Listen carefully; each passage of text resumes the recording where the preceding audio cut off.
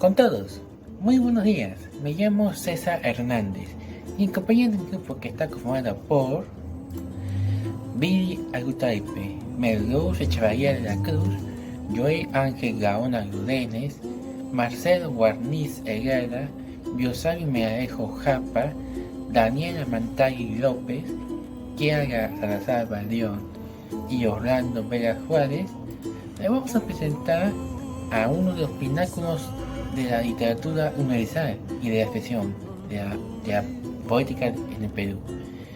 Y hablo de César Vallejo.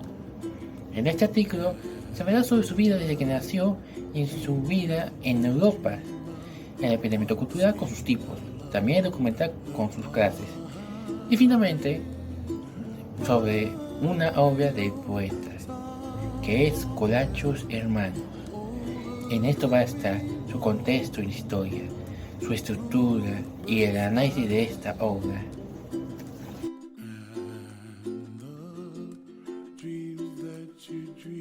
Hola, ¿qué tal? Mi nombre es Biosario y en este caso les explicaré un poco más de lo que es la biografía de César Vallejo y sus etapas.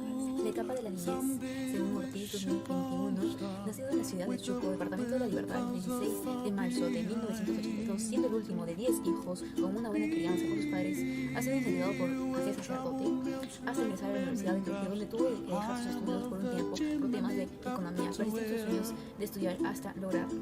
La etapa de la Universidad de César Vallejo, teniendo en cuenta por Ortega, 1974, nos dice: el poeta César Vallejo en 1905 siente la atracción por la literatura, donde también deja por un tiempo sus estudios en Trujillo para que trabaje. En 1915 logra titularse ya con su primera obra literaria, el cual está en su tesis, que fue sobre el romanticismo, inspirado ya en sus escritores que lo rodeaban. La vida en Europa de César Vallejo. De acuerdo con Ortega 2018, nos cuenta que en 1925 César se encontraba en una batalla civil en España, donde tenía ya cercanía con amistades que venían a ser Quevedo y Cervantes, por lo que tanto ellos le incentivan a arriesgarse a escribir acerca de discursos para los congresos, ya que en ese entonces le encontraban en una guerra por la independencia. Él se anima y fue pues uno de los representantes de sus discursos, ¿no? de los presidentes.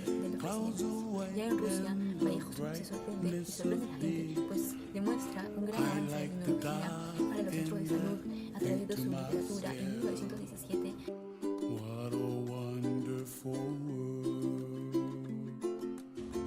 Hola, mi nombre es Orlando Junior Vega Juárez y hoy hablaré sobre el emprendimiento cultural y tipos. Timarán 2022, página 285, en su revista titulada Cultura de Emprendimiento y Formación, nos dice que el emprendimiento cultural gira en torno a un emprendedor que tenga grandes planes estratégicos, lo cual lo ayuden a ser competitivo, pero siempre teniendo en cuenta su identidad cultural. Asimismo, Hidalgo 2014, página 49, en su revista Factores, Condiciones y Contexto de Emprendimiento Cultural, complementa que hay varios tipos de emprendimiento, lo cual influyen abundantemente para ejercer a un innovador, y que en ellos está el proceso de superación bajo la fuerza, en cualquier tipo de negocio, ya sea chico o mediano, pero siempre buscando llegar lo más lejos posible, lo cual son unos ejemplares emprendedores de su país y de todo el mundo. Gracias.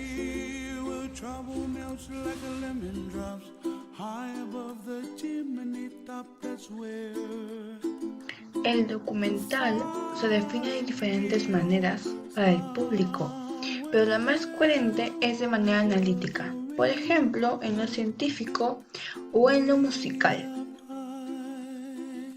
Con la opinión de Quiñones en 2011, nos expresa que existen diferentes corrientes que señalan a la sociedad para que expresen el documental como analítico o descriptivo, puesto que en cierta manera es interesante, porque informan y detallan con exactitud el suceso, y puestos sirven para realizar documentos. Ahora, clases de documental. El documental se divide en diferentes géneros, como es ficción o animación. Sirven para detallar algunos sucesos que pasaron sin dar detalles, para comprender un documental. Asimismo, como en la ficción, representan a los personajes en el documental lo hacen con sucesos de la vida real.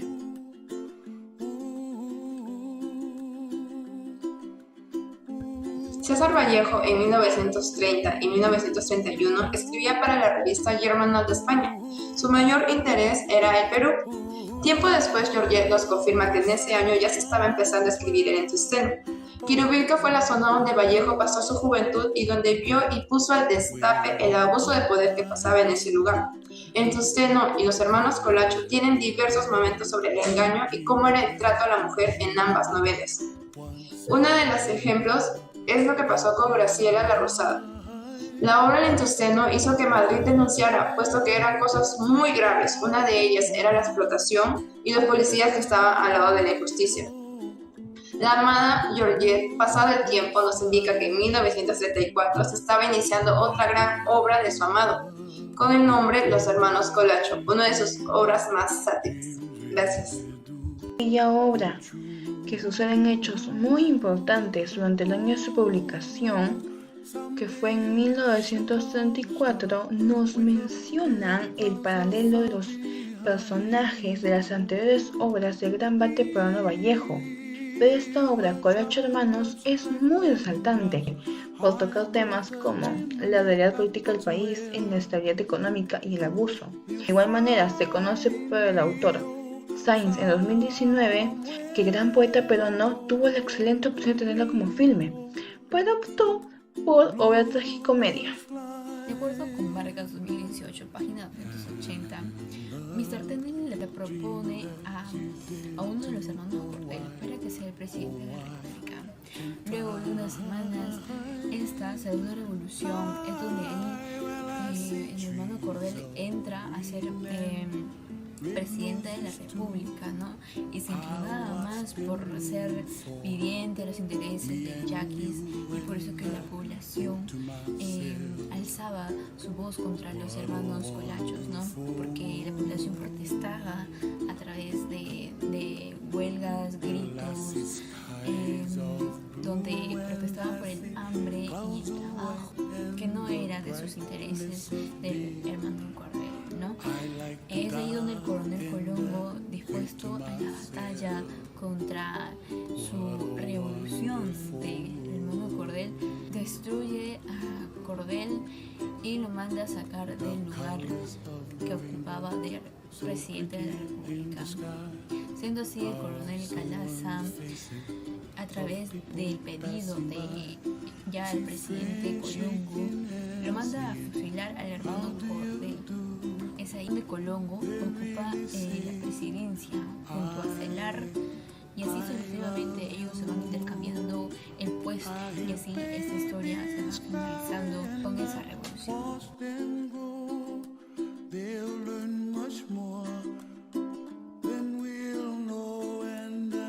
Esta escena empieza con un sol radiante con dos hermanos, Cordel y Axidal, dueños de una tienda en Tanque, ambos preocupados por pagar la deuda al Tuco. De pronto llega una carta a la tienda. Al abrirlo, se dan cuenta que era una invitación del alcalde, en la cual en esa carta veían una salvación y un medio de entrada a la alta sociedad. En esta escena empieza una tarde en el gran bazar de los hermanos Colacho. Cordel, vestido con un traje para el frío, aparece como personaje principal, sentado en un despacho, pequeño pero cómodo y elegante. Novo también aparece en esta escena y es castigado por Cordel reiteradamente, y Orocio, que era empleado de la empresa. De pronto entra Mr. Tenney, entra a la escena pidiendo peones para los túneles de la minera, debido a la fuga y muerte Soraz. Además, entra el inspector, que observa y disfrutaba de esa estafa. El yanqui vuelve para informar a don Colacho la situación de la minera y proponerle en un futuro un puesto a la política en beneficio de la corporación minera. En esta parte, en la escena número 3 de la obra Colacho Hermanos, aquí nos aparece el comendador de los hermanos, quienes aparecen se convirtieron en los jefes y aparece con vestimentas excesivamente chillonas, por así decirlo, algo que decir muy yo creo, muy llamativas. Así de lo que fue asesinando duramente. Pero esto no impidió que la audiencia del peón se apareciera de repente con mucha frecuencia. Aparte, aquí nos presenta un nuevo personaje que aquí nos explica que se llama Tania, una criada que estaba ocupada limpiando y sirviendo la mesa de la sala de los hermanos. Y aparece era el turno de Azida en limpiar la mesa. Y también aparece un visitante del mercado. También nos explica que Tania tiene una edad de 20 años, que viene de la India, que tiene un encanto de la zona rural en ese entonces. Y también nos dice que es una persona muy amable.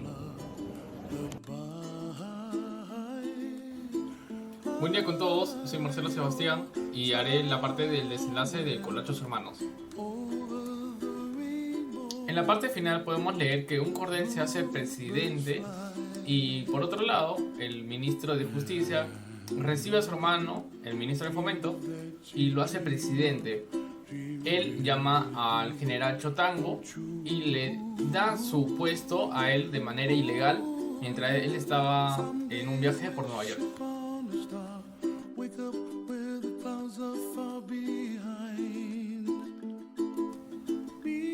Para terminar, Nuncio, el monseñor de la actualidad, se sorprende a ver el cambio de presidente y también se oye una muchedumbre gritar pan y trabajo, esto de una forma de protesta hacia el presidente actual, y es así como la caída de Colacho y Gral se da. Además, el que se convierte en el presidente es Colongo y su secretario es Celar, y de esta forma culmina Colachos de Hermanos.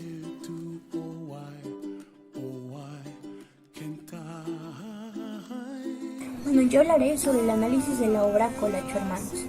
Colacho Hermanos es una de las obras más dramáticas del poeta y escritor peruano César Vallejo, lo cual nos brinda temas que se reflejan con la actualidad y con una eficacia crítica teatral, basándose en la realidad del país y también del mundo entero. Nos muestra la vivencia política de hoy, así como también satiriza el poder que conlleva un gobernante peruano y su inestabilidad con mucha tensión, y hasta cierto punto que la sociedad vive a través de la explotación y discriminación. Es por ello que indicaré lo que vemos ahí con lo que vivimos hoy en día. Por lo tanto, el arribismo de los hermanos y su poder de querer más y más destruye y condena al mundo a vivir como ellos lo quisieron por sus malas actitudes. Por lo tanto, Vallejo nos hace ver la realidad de la política de la explotación y discriminación, y lo podemos llegar a contrastar con diferentes obras de él, comparándola con la literatura antigua con la realidad. Actualmente aún se sigue viviendo la explotación de indígenas, la discriminación, y en la política se observa que muchas personas se favorecen ese poder. Una idea muy importante y principal es que la política ha influido bastante antiguamente y actualmente también lo hace. Podemos ejemplificar la idea presentada como la influencia de la política, y es por ello que lo importante es lograr evitar que la política siga empoderándose y teniendo poder antes de las personas de bajos recursos, y ante ello poder llegar a erradicar la explotación y, lo peor de todo ello, la discriminación. A todo esto hay que decirle basta.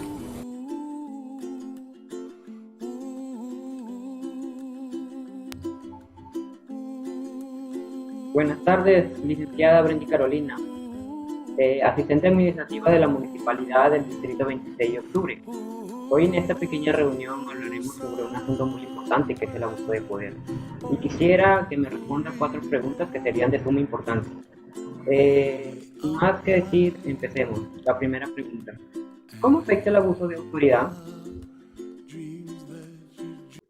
Hola Junior, buenas tardes. Disculpa, ¿me podrías volver a repetir la pregunta? No se te escuchó muy bien. ¿Cómo afecta el abuso de autoridad? Bien, bueno, en primer lugar entendamos que ¿qué es primero, no? El abuso de autoridad. Bueno, el abuso de autoridad no es cuando una persona, ya sea jurídica o natural, que posee un cargo superior, abusa de dichas responsabilidades, de dicho poder sobre personas de un nivel inferior a él, ¿no? En todo caso, empleados, ¿no? Abusa de ellas. Esto afecta definitivamente negativamente en las personas, en este caso en los empleadores, ya que los cohíbe, hace que los trabajadores se sientan mal, que el ambiente laboral en este caso sea desagradable, la autoestima en ellos baje, se genera un ambiente incómodo de opresión, hostigamiento en todo caso hacia la persona, en este caso de la persona superior hacia la persona inferior o subordinado. Esa sería mi respuesta, Junior. Muy bien, licenciada. La siguiente pregunta sería, ¿por qué el abuso de poder es un problema ético? A ver, un problema ético, el abuso de poder definitivamente lo es, ¿no? Esto se ve a diario en las empresas, en las organizaciones, ¿no? En las autoridades ediles, ¿no? Sobre todo porque esto es un problema de maldad moral, ¿no? De corrupción moral. Pues es aquí donde ciertas personas de un nivel superior se creen con autoridad para poder menospreciar en este caso a quienes son sus empleados, a quienes son sus subordinados, ¿no? Y es aquí cuando adquieren un poder mucho más alto que los demás, donde se da a conocer realmente cómo son, ¿no? Esa sería mi respuesta. Muy bien, licenciada. Otra preguntita sería, ¿cuáles son las víctimas del poder y la explotación? Del poder y la explotación, a ver. En esta pregunta se tendría que analizar quiénes son las personas más susceptibles al abuso, ¿no? En este caso de poder y explotación.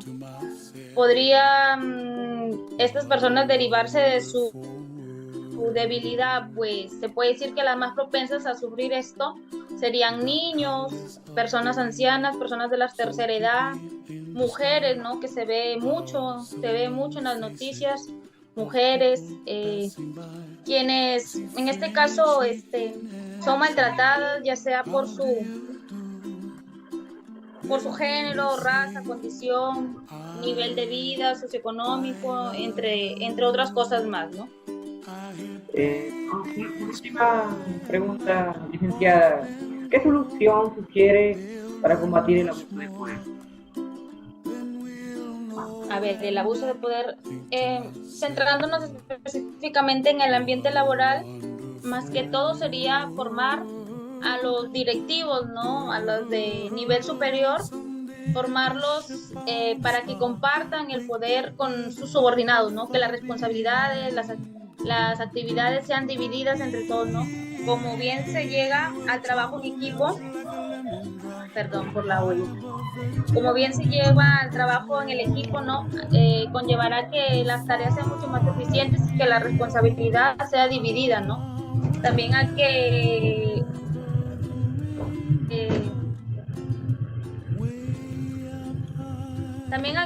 se hagan charlas informativas, ¿no? Acerca del abuso de poder, y que hoy en día en las universidades se forme el profesional no solamente en conocimiento, sino también se forme de manera ética, de manera moral, ¿no? Que el hecho de que lleguen a tener un cargo mucho más importante que sus compañeros en el ambiente laboral no los haga mejor ni más poderosos sobre los demás, sino al contrario, que sepan compartir las ideas, sepan compartir las tareas, las acciones, para que así, ¿no?, se lleve al éxito la organización y también el ambiente laboral entre ellos sea mucho más efectivo, más afectivo, ¿no? Esa sería mi respuesta. Muchas gracias, licenciada. Un gusto por esta entrevista que me está dando y que sería de suma importancia para difundir. Gracias a ti, Junior. Buenas tardes. Gracias, licenciada. Hasta luego.